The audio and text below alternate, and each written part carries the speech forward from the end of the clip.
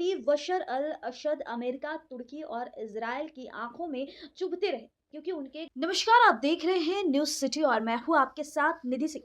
देखिए, सीरिया में भारी उथल पुथल और बमबारी के बीच वहां की सरकार का तख्ता पलट हो जाता है और सीरिया में इस्लामिक विद्रोहियों के आगे बशर अल असद की हार हो जाती है और उन्हें देश छोड़ने पर मजबूर होना पड़ता है।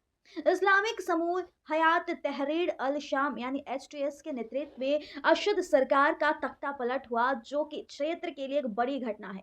सीरिया में तख्ता पलट जहां अमेरिका, इजराइल और तुर्की के लिए फायदे की बात है, तो वहीं यह रूस, ईरान और उसके सहयोगी हिजबुल्लाह के लिए बड़ा झटका है। सीरियाई राष्ट्रपति बशर अल असद अमेरिका, तुर्की और इजराइल की आंखों में चुभते रहे क्योंकि उनके गठबंधन रूस और ईरान के साथ था। अब उनके पतन के बाद से यह देश काफी खुश है। असद के पतन को लेकर अमेरिकी राष्ट्रपति जो बाइडेन ने कहा कि दशकों के दमन के बाद असद का जाना न्यायपूर्ण था, लेकिन वह मध्य पूर्व के लिए जोखिम और अनिश्चितता का समय भी है। अमेरिका के लिए असद का पतन आतंकवाद का मुकाबला करने, ईरानी प्रभाव को कम करने और मध्य पूर्व में स्थिरता को बढ़ावा देने में मदद करेगा। असद का पतन अमेरिका और यूरोप का हौसला बढ़ाने वाला है क्योंकि क्षेत्र में एक महत्वपूर्ण सहयोगी के खो जाने के रूस और ईरान जिससे कमजोर पड़ गए। यह अमेरिका के नवनिर्वाचित राष्ट्रपति डोनाल्ड ट्रंप और उनके पश्चिमी सहयोगियों के लिए स्वागत योग्य कदम है। बाजार रणनीतिकार बिल ब्लेन ने अमेरिकी न्यूज चैनल से बात करते हुए कहा कि नई सच्चाई यह है कि जब डोनाल्ड ट्रंप 20 जनवरी 2025 को पदभार ग्रहण करेंगे तो उन्हें एक ऐसी स्थिति मिलेगी जहां विरोधी काफी कमजोर होंगे और गेंद बहुत हद तक अमेरिका के पाले में होगी। इसका मतलब यह नहीं है कि दुनिया कम खतरनाक हो गई है।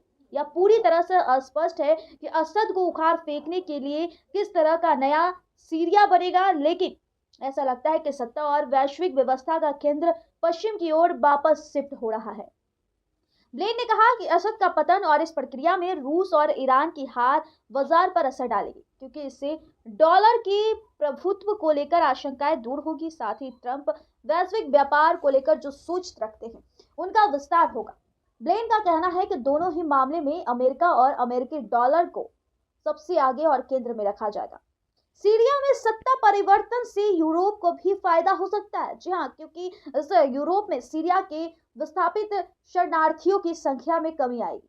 असद के सत्ता से बाहर होने से इजराइल को साफ तौर पर फायदा होगा। असद सरकार का पतन ईरान की क्षेत्रीय शक्ति की कमजोरी की एक बड़ी निशानी है। इससे ईरान ने अमेरिका और उसके पश्चिमी सहयोगियों के खिलाफ जो प्रतिरोध की धुरी बनाई थी वो कमजोर पड़ी है। अब बता दें, असद के बाद अब ईरान लेबनान स्थित अपने प्रॉक्सी समूह हिजबुल्लाह तक हथियार और राशन पहुंचा पाएगा क्योंकि अब वो इस काम के लिए सीरियाई जमीन का इस्तेमाल नहीं करेगा, इसलिए वो राशन नहीं पहुंचा पाएगा, जिससे कमजोर पड़ जाएगा। और इजराइल के लिए यह अच्छी खबर फिलहाल के लिए है। अब आपको इस रिपोर्ट में हम बता दें, रूस की बात करते हैं। रूस की अगर बात करें तो मध्य पूर्व में रूस की सबसे मजबूती स्थिति सीरिया में थी। रूस ने सीरिया में बड़े पैमाने पर सैन्य मौजूदगी बनाई थी, जो कि अब असद के साथ ही खत्म हो चुकी। यानी कि मध्य पूर्व में रूसी के रणनीतिक और सैन्य पकड़ कमजोर हुई है। ब्रिटेन स्थिति थिंक टैंक चैथम हाउस की क्रिस्टोफर फिलिप्स ने कहा कि इजराइल के साथ युद्ध में हिजबुल्लाह का सफाया हो गया, इस कारण ईरान भी बहुत ही कमजोर हो गया। तो वही रूस ने भी अपनी अधिकांश सेना यूक्रेन के साथ युद्ध में भेजी थी और असद का कोई भी सहयोगी पहले जैसे उनकी मदद अब नहीं कर पाया, जिससे उनका पूरा जो है पतन हो गया। और स्थिति ये आ गई, वहां की जितनी भी आर्मी थी उनके आगे नतमस्तक होने पड़ गए और अपनी हथियार जो है नीचे कर दिया गया।